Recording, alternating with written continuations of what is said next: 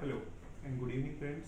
Today we are going to discuss about the recommendations made by the GST Council in its 47th meeting which was held on 28th and 29th of June in Chandigarh. Many changes pertaining to the change in rates, exemptions withdrawal and other procedural changes have been announced after the meeting. In this particular capsule, we are going to focus on the changes in tax rates and the withdrawal of exemptions. In the second part of video, we shall go through various compliance related changes. So we have divided the major changes in 6 broad heads actually. And let's go through the first head. It's the changes in relation to sale of developed plots.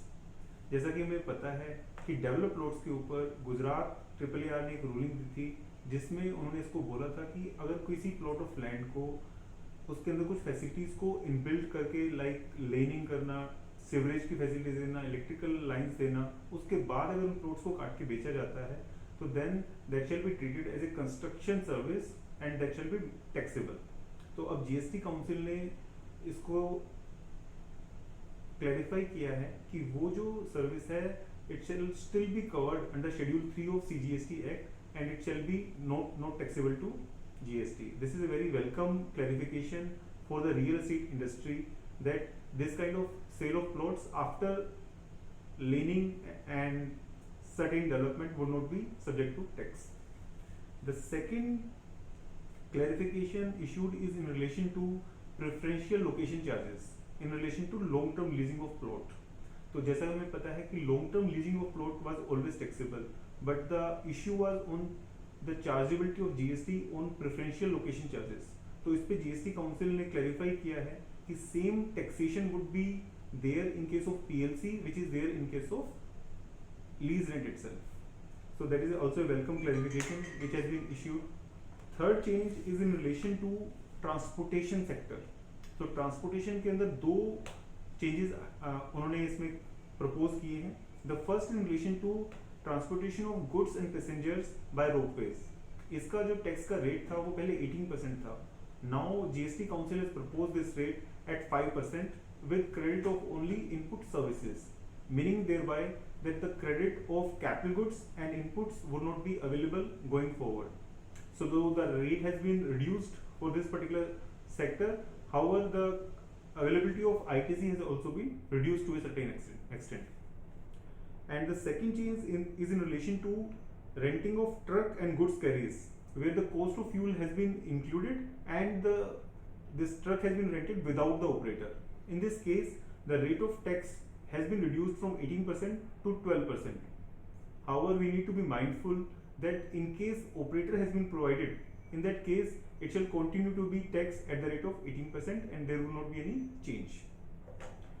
So the third category of change is in relation to clarification issued for ice cream sale by ice cream parlor. जैसा हमें पता है कि 45th GST council meeting के अंदर it was clarified कि जो ice cream cell ice cream parlour के थ्रू होती है उस पर 18% का GST लगेगा और उस पर रेस्टोरेंट सर्विस का बेनिफिट नहीं मिलेगा. तो उसके बाद काफ़ी इश्यूज थे और लिटिगेशन आने की इसमें पॉसिबिलिटी बन रही थी क्योंकि पहले काफ़ी लोगों ने उसको as a restaurant service treat किया था और 5% के ऊपर GST डिस्चार्ज किया था. तो अब GST काउंसिल ने इसके ऊपर क्लैरिफाई किया है कि जो टैक्स जिसने डिस्चार्ज कर दिया है 1 जुलाई 2017 से लेके 5 अक्टूबर 2021 तक उसके ऊपर कोई डिस्प्यूट अराइज नहीं होगा और that shall be treated as regularised. तो this is also welcome clarification proposal issued by GST Council to avoid unnecessary litigation. And the fifth kind of changes which has been proposed are in relation to withdrawal of exemptions. तो इसमें जो पहली exemption withdraw की है that is in relation to hospital rates, room rates exceeding 5,000 per day. तो apart from ICU rooms, तो उस case के उस टाइप के जो रूम्स होते हैं वो काफ़ी कुछ सिलेक्टेड लोग ही उसको बाय करते हैं, वो जनरल नहीं होते हैं. तो उसको उन्होंने हेल्थ केयर की सर्विस की एग्जेम्पशन से एक्सेप्शन के थ्रू कार्व आउट किया है और उसको टैक्सेबल कर दिया है. सो किसी हॉस्पिटल के अंदर अगर per day room rent that is charge in bill is more than 5,000 उसके ऊपर GST अट्रैक्ट होगा at the rate of 5% without availability of ITC benefit. तो सेकंड जो विड्रॉल उन्होंने किया है एग्जेम्पशन का that is in relation of transportation of passengers by air to and from northeastern states and Bagdogra airport. तो वहां पर पहले complete exemption थी, but अभी वो जो exemption है that shall be restricted only to economy class, meaning thereby that business class travel to and from northeastern states and Bagdogra would be taxable at the applicable rates. The third exemption withdrawal is in relation to renting of residential units to business entities, i.e. registered persons. So earlier the exemption was blanket exemption for all the residential dwellings rented to anybody, but going forward it shall be chargeable in case it has been leased out to business units who are the registered persons. And the fourth exemption withdrawal is in relation to hotel accommodation, where the daily charges, accommodation charges are up to 1,000 rupees per day. So earlier this was totally exempt. However, now they have proposed that it shall be taxable at the rate of 12%. And the sixth and the last kind of changes which has been proposed are in relation to inverted duty structure. Inverted duty structure ऐसा हमें पता है कि वहाँ पे जो input का rate होता है that is more than the output rate, और इफेक्टिवली वहाँ पर क्या होता है, क्रेडिट पाइल अप हो जाता है in the hands of taxpayer, जिसका वो रिफंड सीक करता है from the government. So to avoid that situation government ने काफी सारी गुड्स पे और सर्विसेज पे जहाँ पे आईडीएस बन रहा था वहां पर गवर्नमेंट ने उसके ऊपर रेट इंक्रीज किया है सो दैट आईडीएस की पॉसिबिलिटी इलिमिनेट हो जाए. So let's go through those particular changes. First दो changes are in relation to works contract. Works contract in relation to roads, bridges, railways, metros, ETP plants. वहां पर पहले 12% का rate charge होता था, वहां पे prospectively they have proposed a rate of 18%.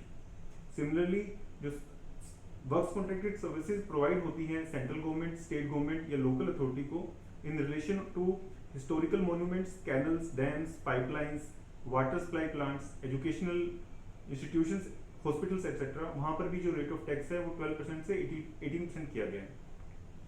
Similarly जो सर्विसेज वर्क्स कॉन्ट्रैक्ट की प्रोवाइड की जाती हैं central government, state government, union territory, local authority को, primarily predominantly in relation to earth works, वहां पर जो रेट ऑफ टैक्स है वो 5% से 12% किया गया है. इसके अलावा गुड्स के केस में सोलर वाटर हीटर और जो सिस्टम्स हैं वहां पर रेट ऑफ टैक्स 5% से 12% किया गया है. एलईडी लैंप्स, लाइट्स, फिक्सचर वहां पर 12% से 18% किया गया है.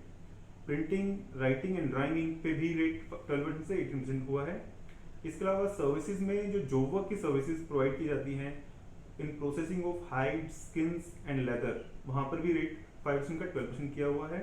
और जो जॉब वर्क प्रोवाइड किया जाता है for manufacture of leather goods and footwear and manufacturing of clay bricks, उनका भी जो रेट ऑफ टैक्स है वो 5% से 12% इसमें प्रपोज किया हुआ है जीएसटी रिकमेंडेशंस के अंदर.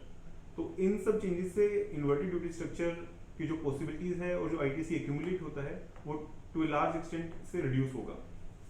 So these were the major changes which were there in relation to changes in rate of tax and withdrawal of exemptions. We hope that these are useful to you, and in case you have any clarifications you can share in the comments and comment box. Thanks for watching this video. Stay tuned for more knowledge updates.